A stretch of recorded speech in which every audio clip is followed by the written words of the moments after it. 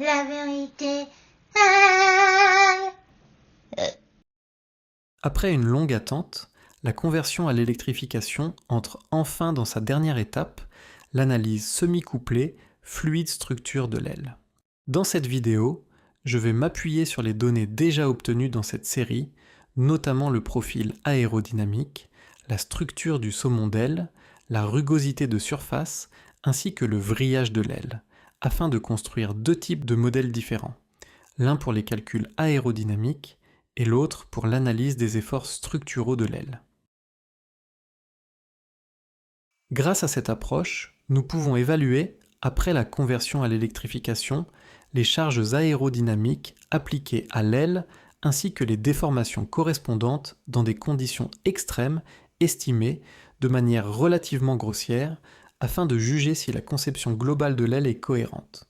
Pour reproduire séparément ces données dans un logiciel de calcul aérodynamique et dans un logiciel d'analyse en mécanique des structures, j'ai d'abord construit deux types de modèles différents dans CATIA. Le premier est un modèle de coque aérodynamique entièrement creuse. Ici, il est indispensable de veiller à ce que la surface extérieure soit parfaitement fermée et aussi lisse que possible, tout en évitant autant que possible les arêtes vives et les cassures de surface trop marquées. Ce type de problème a tendance à être nettement amplifié une fois le modèle importé dans Star CCM. Des plis visibles peuvent alors facilement apparaître sur la surface, voire, dans certains cas, plusieurs plis superposés.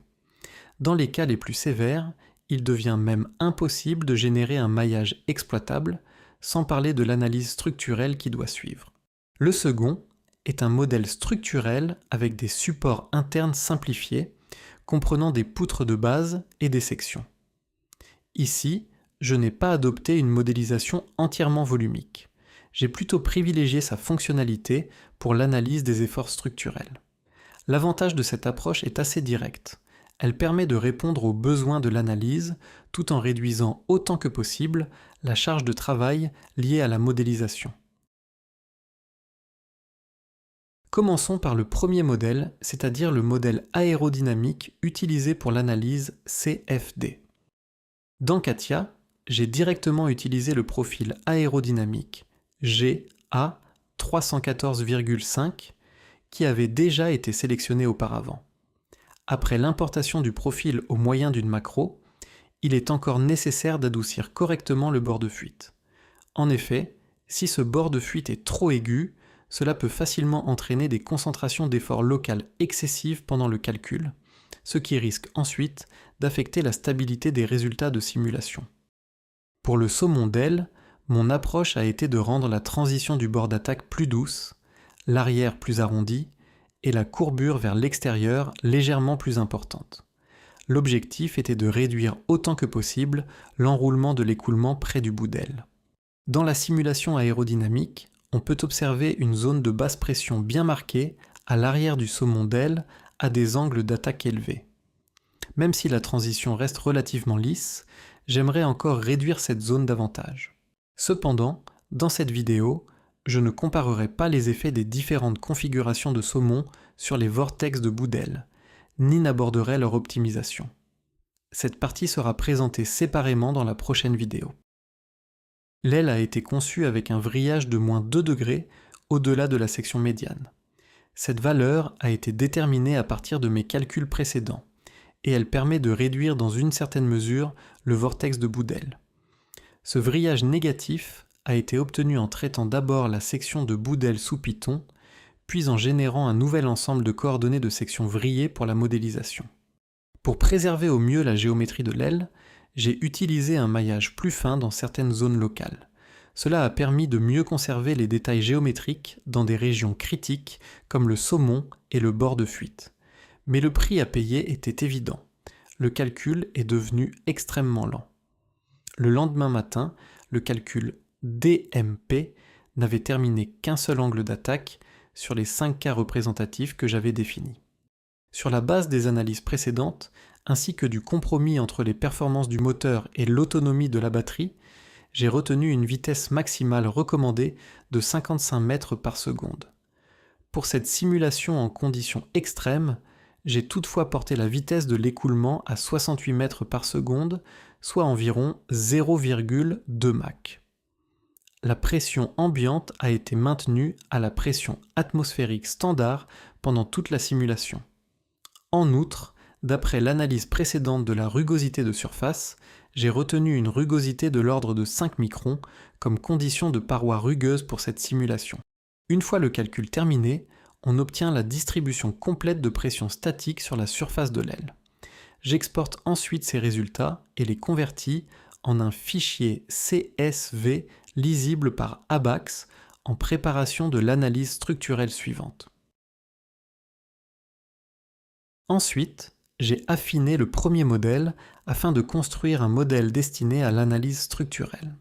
Pour simplifier le calcul, tout en respectant les fortes contraintes de masse d'un avion électrique, j'ai adopté une structure interne en alliage d'aluminium composée de 7 sections, d'un longeron principal et d'un longeron secondaire.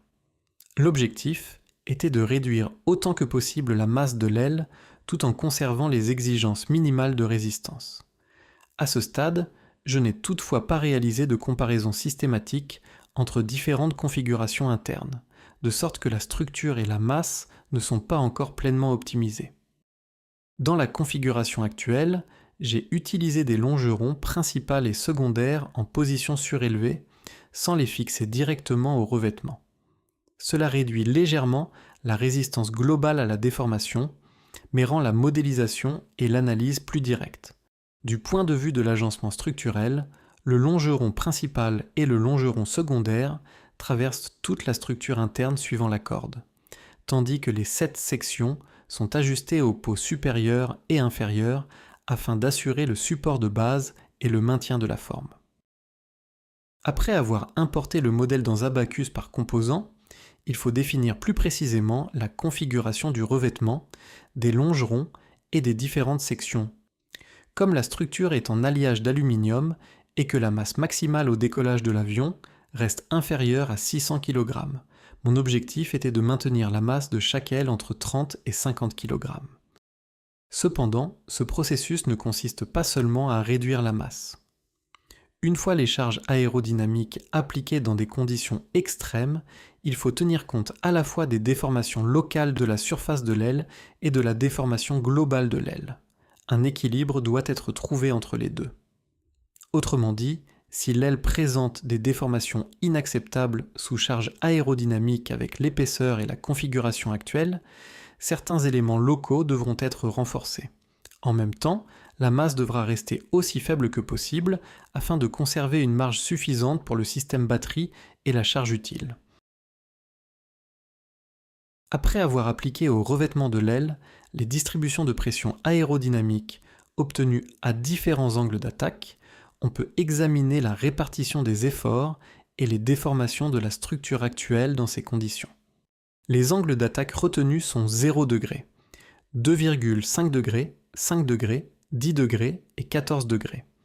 Parmi eux, 2,5 degrés correspond à l'angle d'attaque de croisière usuel, tandis que 14 degrés est l'angle de décrochage du profil GA30 314,5 obtenu dans mes calculs précédents. La comparaison de ces cas représentatifs permet de voir plus clairement comment la réponse structurelle de l'aile évolue selon les conditions de vol, et d'évaluer si la conception actuelle répond aux exigences de base. Ici, j'ai commis une erreur. Intuitivement, je pensais qu'à fort angle d'attaque, la déformation de l'aile serait maximale en raison d'une traînée plus élevée. C'est sur cette base que j'ai ajusté l'épaisseur de la structure. Mais lorsque j'ai ensuite simulé des angles d'attaque plus faibles avec une configuration de masse que je pensais convenable, j'ai constaté que la déformation dépassait largement la valeur maximale que j'avais prévue. J'ai d'abord examiné le cas à 14 degrés d'angle d'attaque, que je considérais au départ comme le plus critique pour la structure. J'ai également conservé la vitesse extrême de 68 mètres par seconde pour cette simulation. En ajustant l'épaisseur du revêtement, des longerons et des sections, j'ai maintenu la masse autour de 43 kg. Dans cette configuration, le déplacement maximal apparaissait au saumon d'aile, avec une valeur de 28 cm. pour une aile de plus de 7 mètres de demi-envergure, cela restait tout juste acceptable, puisque je souhaitais ne pas dépasser 30 cm. Le revêtement entre les sections présentait aussi une légère flexion, mais encore dans une plage acceptable. La répartition des contraintes équivalentes restait également globalement cohérente avec les résultats de pression aérodynamique. Aux angles d'attaque de 10 degrés et 0 degrés, la déformation était plus faible. En revanche, à 5 degrés et 2,5 degrés, la déformation du saumon a atteint 50 à 60 cm. Même si la vitesse de simulation était bien supérieure à la vitesse maximale autorisée, un tel niveau de déformation reste inacceptable du point de vue de la marge de sécurité. À ce stade, le revêtement a une épaisseur de 1 mm et la section du longeron principal est de 9 x 9 mm. Pour conserver une aile suffisamment légère, je ne souhaite pas poursuivre l'optimisation en augmentant simplement les épaisseurs. Il faut donc réduire la déformation du saumon par une nouvelle optimisation de la structure. J'espère améliorer cette partie dans la vidéo consacrée à l'optimisation du profil et de la structure. Les problèmes actuels sont assez clairs. L'un concerne l'optimisation du saumon d'aile et l'autre, l'optimisation de la configuration structurelle. Dans la prochaine vidéo, je commencerai par l'optimisation de la configuration du saumon. On se retrouve donc dans la prochaine vidéo.